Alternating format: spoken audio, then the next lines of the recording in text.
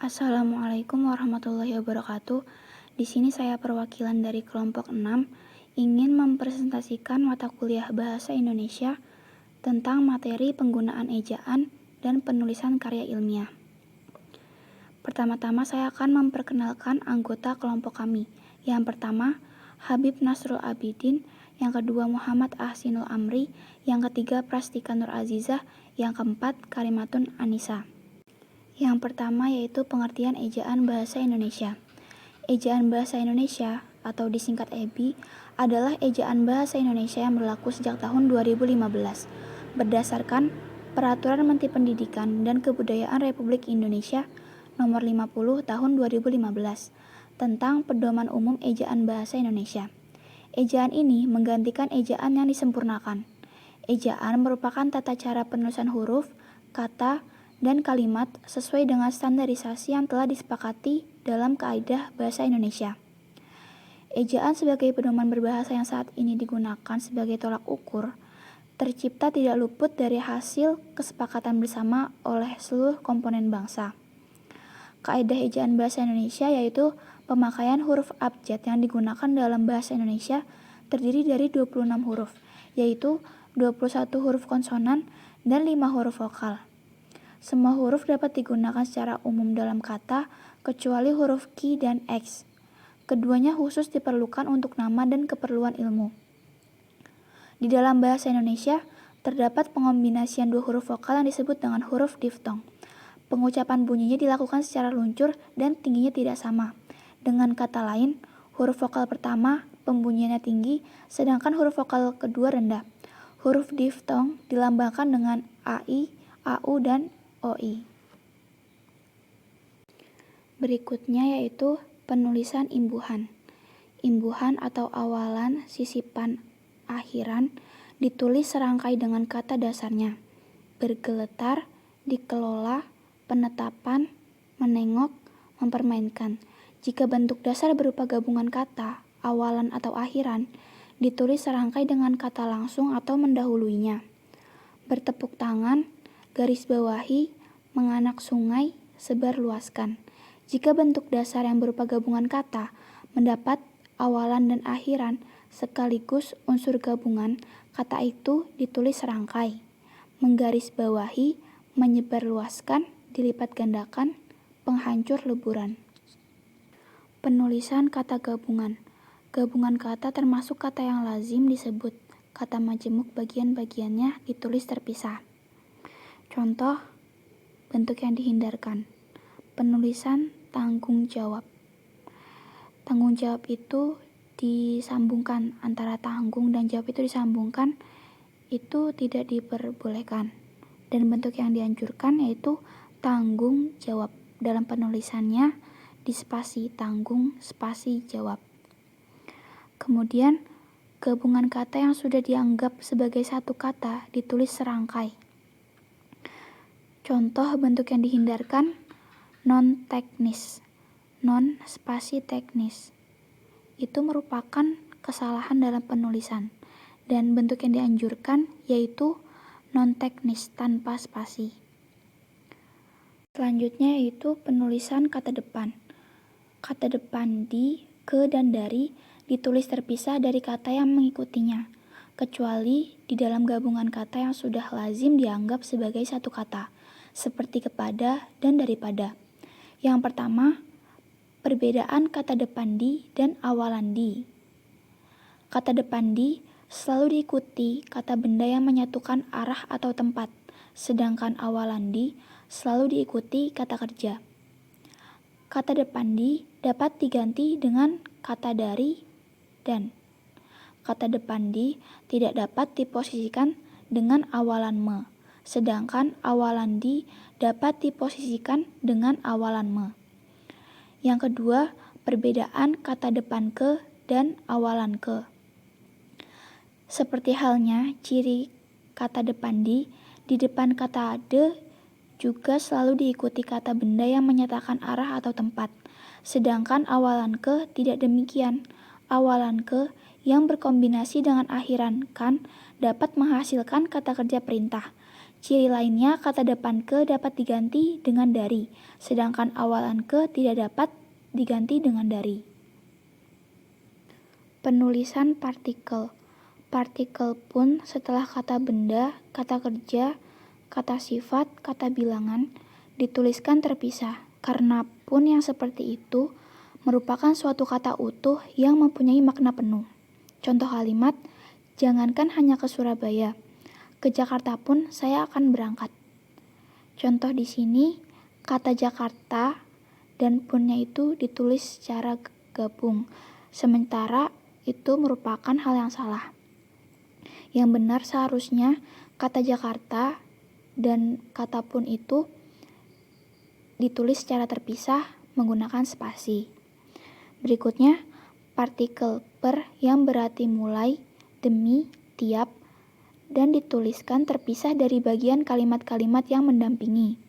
Contoh kalimat, peserta ujian diuji lisan 1 per 1. Per 1, 1 per 1. Kata per di sini dituliskan secara gabung dengan kata 1, yaitu berarti salah. Dan bentuk yang dianjurkan atau yang benar itu kata per dan kata 1 ditulis secara terpisah. Kemudian penulisan kata ulang. Kata ulang ditulis secara lengkap dengan menggunakan tanda hubung strip, tidak menggunakan angka kuadrat. Penggunaan angka kuadrat untuk menyatakan bentuk ulang hendaknya dibatasi pada tulisan cepat atau pencatatan saja. Misalnya not tulis rapat dalam mencatat semua pembicaraan pada saat rapat berlangsung, atau wartawan mencatat hasil wawancara dengan penjabat tertentu. Bentuk pengulangan tersebut dicontohkan sebagai berikut. Yang pertama, pengulangan kata dasar. Contoh, anak-anak. Biasanya sering ditulis dengan anak kuadrat. Itu merupakan contoh penulisan yang salah, karena yang seharusnya ditulis itu seperti anak strip anak, jadi tidak disingkat. Kemudian kedua, pengulangan kata berimbuhan. Contohnya, berkejar-kejaran. Berkejar kuadrat an, biasanya disingkat seperti itu. Itu merupakan bentuk penulisan yang wajib dihindarkan. Contoh yang benar yaitu berkejar strip kejaran. Yang ketiga, pengulangan gabungan kata. Contohnya yaitu meja tulis, strip meja tulis. Itu merupakan contoh yang wajib dihindari, karena bentuk yang dianjurkan yaitu meja, strip meja tulis. Jadi tidak mengulang kata meja lagi, karena di sini berarti sama. Kemudian yang keempat, pengulangan kata yang berubah bunyi, seperti sayur mayur, lauk pauk, dan ramah tamah. Penulisan singkatan. Singkatan ialah bentuk yang dipendekkan yang terdiri dari satu huruf atau lebih. Contoh, A.S. Santoso, Muhtarjudin, Sunardi H.S. Singkatan nama gelar, pangkat, dan sapaan. Contoh, Dr. Doktor. MA berarti Master of Art. SE berarti Sarjana Ekonomi, SH Sarjana Hukum, SS Sarjana Sastra, Prof berarti Profesor. Singkatan nama resmi lembaga pemerintahan dan ketatanegaraan, badan atau organisasi, serta dokumen resmi yang terdiri atas huruf awal kata ditulis dengan huruf kapital dan tidak diikuti dengan tanda titik. Contoh, DPR yaitu Dewan Perwakilan Rakyat, PGRI Persatuan Guru Republik Indonesia, GBHN garis-garis besar haluan negara. Singkatan yang terdiri atas 3 huruf atau lebih diikuti dengan tanda titik. Contoh, DLL yang berarti dan lain-lain, DSB dan sebagainya, DST dan seterusnya, HLM berarti halaman. Lambang kimia, singkatan satuan ukuran, takaran, timbangan, dan mata uang tidak diikuti tanda titik. Contoh, Cu berarti kuprum, TNT trintoluen, cm cm, L liter, Kg kilogram. Selanjutnya yaitu penulisan akronim. Akronim ialah singkatan yang berupa gabungan huruf awal, gabungan huruf, dan suku kata dari deret kata. Akronim adalah nama diri yang berupa gabungan huruf awal dari deret kata ditulis seluruhnya dengan huruf kapital. Contoh ABRI yang berarti Angkatan Bersenjata Republik Indonesia.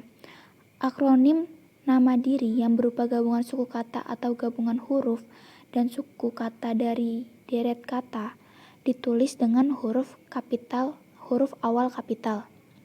Contoh AKABRI yang berarti Akademi Angkatan Bersenjata Republik Indonesia. Akronim yang bukan nama diri yang berupa gabungan huruf, suku kata ataupun gabungan huruf dan suku kata dari deret kata seluruhnya ditulis huruf kecil. Contoh pemilu yang berarti pemilihan umum. Selanjutnya, penulisan angka dan lambang bilangan. Yang pertama, angka digunakan untuk menyatakan ukuran panjang, berat, luas, dan sisi, satuan waktu, nilai uang, dan kuantitas. Yang kedua, angka lazim dipakai untuk melambangkan nomor jalan, rumah, apartemen, atau kamar pada alamat.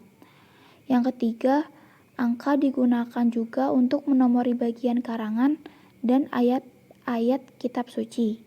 Yang keempat, penulisan lambang bilangan yang dengan huruf dilakukan sebagai berikut. A. Bilangan utuh. B. Bilangan pecahan. C. Penulisan lambang bilangan tingkat dapat dilakukan dengan cara berikut. Contoh Pakubuwono X.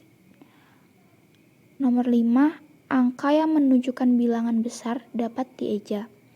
Yang keenam, bilangan tidak perlu ditulis dengan angka dan huruf sekaligus dengan teks kecuali di dalam dokumen resmi seperti akta dan kwitansi. Pemenggalan kata. Pemenggalan kata pada kata dasar dilakukan sebagai berikut. Pertama, jika di tengah kata ada vokal yang berurutan, pemenggalan itu dilakukan di antara kedua huruf vokal itu.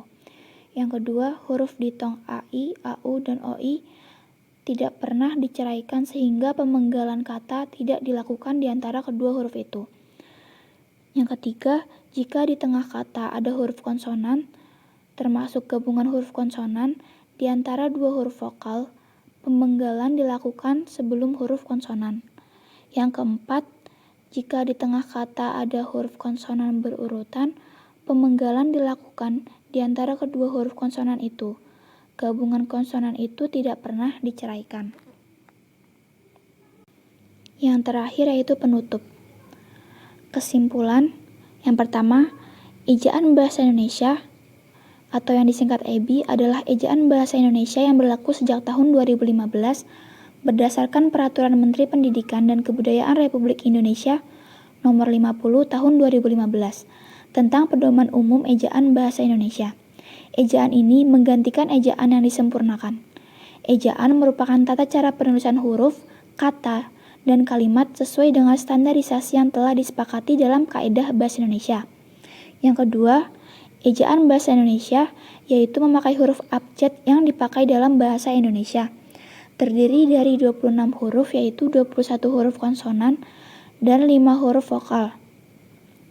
Semua huruf dapat digunakan secara umum dalam kata, kecuali huruf Q dan X. Keduanya khusus diperlukan untuk nama dan keperluan ilmu. Di dalam bahasa Indonesia terdapat pengombinasian dua huruf vokal yang disebut dengan huruf diftong. Pengucapan bunyinya dilakukan secara luncur dan tingginya tidak sama. Dengan kata lain, huruf vokal pertama pembunyiannya tinggi sedangkan huruf vokal kedua rendah. Huruf diftong dilambangkan dengan AI, AU, dan OI. Yang ketiga, menggunakan huruf kapital dan miring. Huruf kapital sangat penting digunakan untuk awal kalimat, nama-nama jabatan, dan huruf miring dalam cetakan dipakai untuk menuliskan nama buku, majalah, dan surat kabar yang dikutip dalam tulisan. Yang terakhir, penulisan kata depan digunakan sebagai kata penghubung yang posisinya di depan suatu kata. Sekian yang dapat saya sampaikan, kurang lebihnya mohon maaf. Wabillahi taufiq wal hidayah. Wassalamualaikum warahmatullahi wabarakatuh.